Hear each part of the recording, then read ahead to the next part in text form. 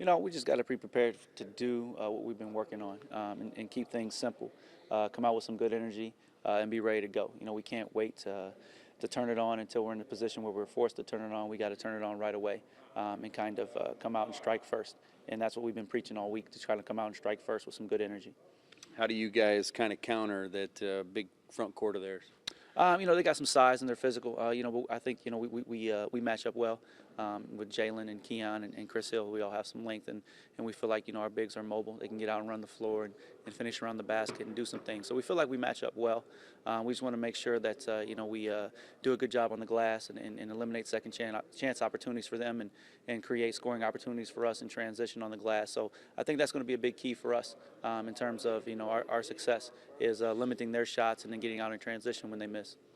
If you look in years past, the winner of this game goes on to win the conference. So having a game, of this magnitude this early, what does that mean?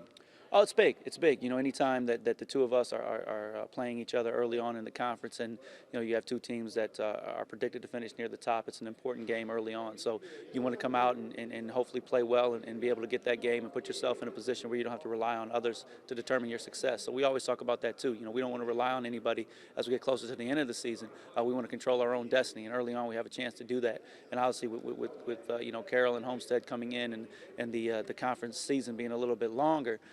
You don't want to lose track of how important these early games are. Have you had a chance to get a feel for this conference, who you're keeping your eye on? You have an idea. But I think, what the first week showed, a lot of people focus on our game with Southside, but I think a lot of teams that were predicted to finish near the top all struggled. And that talks about the balance and depth that our conference has. And, you got to come out ready to go in spite of who you play. It doesn't matter that all these kids are going to come out and play hard, and they know each other. They have a familiarity with one another. And anytime you're predicted to finish near the top, those other teams have a more of a vested interest in wanting to beat you. 4-0. Things obviously going well in the results side of things, but what's really working well for this team? I think the big thing is, we're learning.